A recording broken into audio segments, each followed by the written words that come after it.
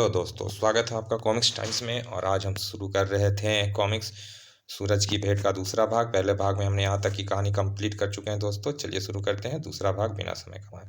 कुछ क्षण चुप रहकर कर्ण ने पूछा, सामी, क्या तुम शेफाली पर पूरा भरोसा करती हो?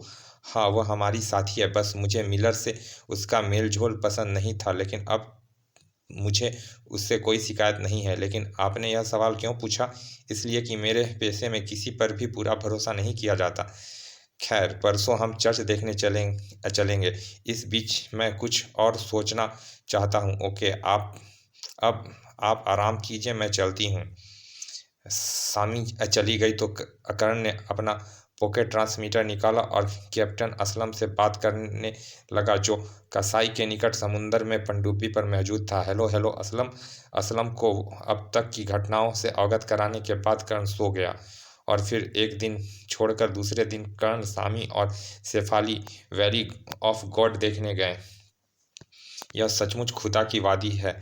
मैंने इतनी सुंदर जगह आज तक नहीं देखी। घाटी के बीच में खानगाह की इमारत बनी हुई थी। यही वह खानगाह या आश्रम है जहाँ ईसाई साहिब रहते हैं। यह जंजीर शायद घंटी का काम देती है। कर्ण ने जंजीर पकड़कर खींची। टन टन। कुछ देर बाद विशाल दरवाजे में एक छोटा दरवाजा खुला और एक व्यक्ति ने बाहर झांका। क्या बात है बच्चों? क्या बात है बच्चों? Good morning father. हम लोग पर्यटन हैं। क्या हम यह खानगाह अंदर आकर देख सकते हैं? जरूर देखो माइसन, यह तो खुदा का घर है। यहाँ हर कोई आ सकता है। वह तीनों भीतर प्रविष्ट हो गए। यह तो बहुत बड़ी जगह है। यस माइसन, हम साहिबों ने यहाँ पूरी दुनिया आबाद कर रखी है। तो हमें अपनी दुनिया दिखाइए ना फादर। हम यह पूरी खानगाह घूमना चाहते हैं और चर्च भी देखना चाहते हैं। ठीक है बेटे, साहिब ने पास से गुजरते हुए एक अन्य साहिब को बुलाकर कहा, इन बच्चों को इमारत में घुमा दो और चर्च भी दिखा दो। जी बहुत अच्छा। वह तीनों इस साहिब के साथ इमारत के भीतरी हिस्से में आ गए। कर्ण ने साहिब से पूछा, क्या यहाँ पर्यटन अक्सर आते रहते हैं फादर? कभी कभी आते हैं। खानगाह का खर्चा कौन उठाता है फादर?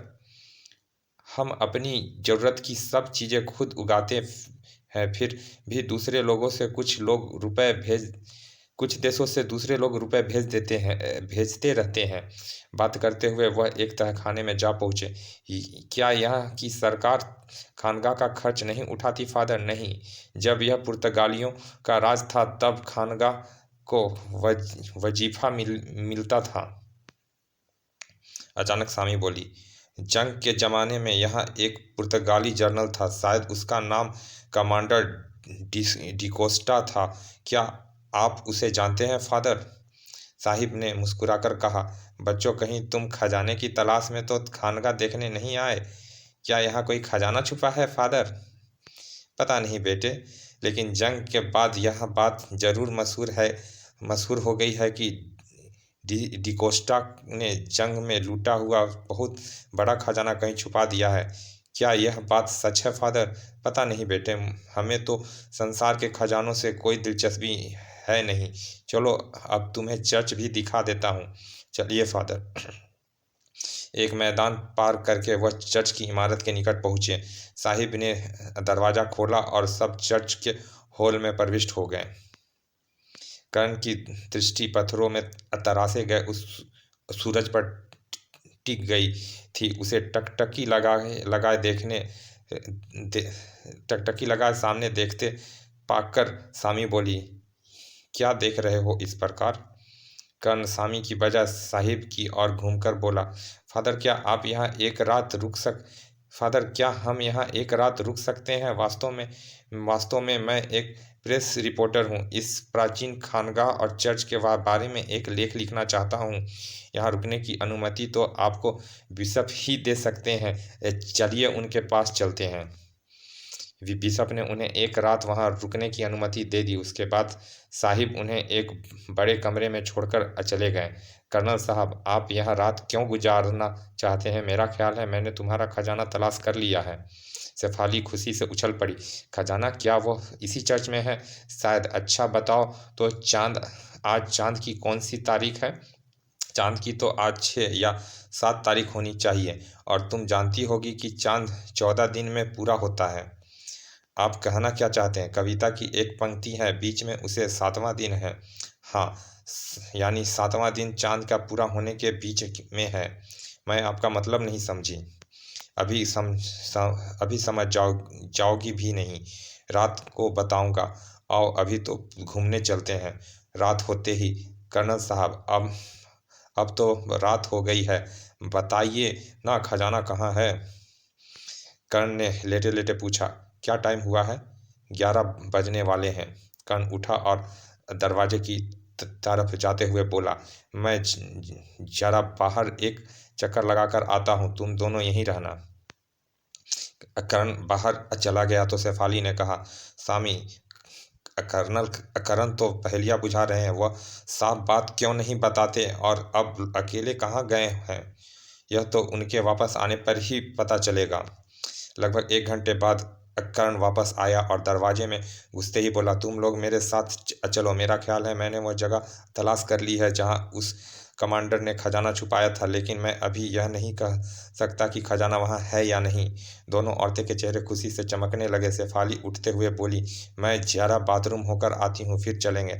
जल्दी आना। 5 मिनट बाद शेफाली आ गई और फिर वह तीनों कमरे से बाहर निकले। क्या हम चर्च में आ रहे हैं? हाँ, लेकिन आवाज़ ना करो, कहीं सोए हुए साहिब ना जाग जाएं। चर्च की सीढ़ियाँ चढ़ते हुए कर्ण ने कहा, उसकी वादी खुदा की वादी है, तो वैली ऑफ गॉड का मतलब पूरा हो गया। बीच में उसके 7वां दिन है। यह चांद की 7वीं तारीख की और संकेत है। और अब मैं तुम लोगों को तीसरी पंक्ति का अर्थ समझाता हूँ। इतना कहकर कर्ण ने चर्च का दरवाजा धकेलकर खोल दिया। वह देखो, चांद की रोशनी में सूरज है। सामी और शेफाली आश्चर्यचकित सी खड़ी थी। कर्ण कह रहा था, आज दिन में दीवार में खुदा खुदा हुआ रह आज दिन में दीवार में खुदा हुआ यह सूरज देखकर मैंने सोचा था कि कहीं चांद की रोशनी में यही सूरज तो नहीं चमकता। फिर मैंने इन रोशनदानों को देखा और सोचा कि इन्हीं से चांदनी अंदर आती है। अब मैं कविता की उन 5 पंक्तियों का अर्थ समझा चुका हूँ। बीच में उसे 7वां दिन है, चांद की 7 तारीख, चांद की रोशनी में सूरज है। तुम देख ही रही हो, यह रोशनी इस रोशनदान पर 7वीं तारीख को इस तरह पड़ती है कि उससे यह सूरज चमकने लगे। दूसरी पंक्ति के चांद की पोजीशन बदल जाएगी और रोशनी इस सूरज पर नहीं पड़ेगी। एक क्षण रुककर उसने आगे कहा, तीसरी पंक्ति, अगर सूरज में फूल मिलता है, ध्यानपूर्वक देखो, सूरज के गोल में एक फूल सा नजर आएगा। मेरा ख्याल है वही फूल खजाने का असली रास्ता है। मैं अभी उस फूल पर एक प्रयोग करूंगा। अब 2 पंक्तियां रह जाती हैं, यानी जिसका खुदा हाफिज या पहरी है, तो देखो, चर्च है, यीशु मसीहा है, पवित्र मरियम है, मतलब खुदा इस सूरज की रक्षा कर रहा है, यानी खुदा प्रहरी है। और अंतिम पंक्ति का अर्थ वैली ऑफ गॉड तुम समझ ही चुकी हो। कर कर्ण खामोश हुआ तो सामी जोश भरे स्वर में बोली, यू आर ग्रेट कर्नल। ऐसा लगता है मानो सचमुच खजाना तलाश कर लिया है। क्या? सच? क्या अभी पता चल जाएगा? मैंने बाहर एक लकड़ी की सीढ़ी रखी देखी है, मैं अभी उसे लेकर आता हूँ। कर्ण बाहर गया और 10 मिनट बाद सीढ़ी लेकर वापस अंदर आया। सीढ़ी तो मिल गई, अब देखना है खजाना मिलता है या नहीं। उसने सीढ़ी यीशु मसीह और पवित्र मरियम की तस्वीर के निकट दीवार से लगाई और उस पर चढ़ते हुए बोला, हे यीशु और पवित्र माँ, मुझे इस गुस्ताखी के लिए माफ़ कर देना। मैं जो कुछ कर रहा हूँ किसी लालच के लिए नहीं, बल्कि तुम्हारे बच्चों की भलाई के लिए कर रहा हूँ। सूरज के निकट पहुंचकर कर्ण ने उसके बीच बने हुए फूल पर हाथ रखा और पूरी शक्ति से उसे अंदर की तरफ दबाया। अगले ही पल यह तो दब रहा है। कर कर कर हॉल में ऐसी आवाज़ हुई जैसे गरारी घूम रही हो। तभी यीशु मसीह के मूर्ति के नीचे दीवार में एक छोटा सा दरवाज़ा खुल गया। यह देख शेफाली चिल्लाई, रास्ता, खजाना! कर्नल देखिए। कर्नल सीढ़ी से उतरा और जेब से पेंसिल टॉर्च निकालकर उस रास्ते पर प्रकाश डाला। हम कामयाब हो गए हैं। मोमबत्तियाँ ले लो और नीचे चलो। सामी और शेफाली ने मोमबत्तियाँ उठाकर जला ली और वह तीनों उस रास्ते में प्रविष्ट हो गए। आपने तो कमाल कर दिया कर्नल साहिब। यह बरसों से रह रहे हैं फिर भी इस रास्ते का पता ना लगा सके। जब उन्हें कविता की ही मालूम नहीं थी तो कैसे पता लगाते। सीढ़ियाँ समाप्त होते ही एक पतली सी सुरंग थी। वहाँ उस सुरंग में आगे बढ़ें। यह जगह बरसों से बंद है फिर भी बिल्कुल साफ सुथरी है। हवा भी बिल्कुल साफ है। यही तो पुराने लोगों का कमाल था। एनी ऐसी ऐसी जगह बनाते थे कि अकल अकल हैरान रह जाती है। यहाँ भी ताज़ी हवा आने का कुछ सिस्टम ज़रूर होगा। बात करते हुए वह एक मोड़ पर घूमे। यह एक कमरा सा बना हुआ था और उस कमरे में लोहे के 3 बड़े बड़े संदूक रखे थे। खजाना! My God! सबसे पहले कर्ण आगे बढ़ा और उसने एक संदूक का ढक्कन उठाया। ओह गॉड, यह तो सचमुच खजाना है। खजाना! संदूक में ऊपर ही एक कागज रखा था। कर्ण ने उसे उठाया और ऊंची आवाज में पढ़ा, जिसने भी यह खजाना तलाश किया है उसे मेरी ओर से बधाई। कविता की पंक्तियों के सहारे इस खजाने को तलाश करने वाला ऐ बुद्धिमान इंसान, इस पर तुम्हारा ही अधिकार है। पता नहीं तुमने किन परिस्थितियों में यह खजाना ढूंढा है।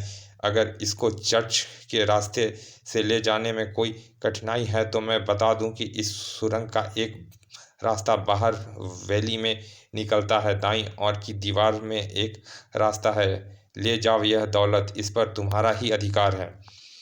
कर्ण पत्र पढ़कर जैसे ही खामोश हुआ, अचानक एक विचित्र घटना घटी। ऑल राइट कर्नल और सामी, तुम दोनों हाथ ऊपर उठा लो। दोनों विस्मित रह गए।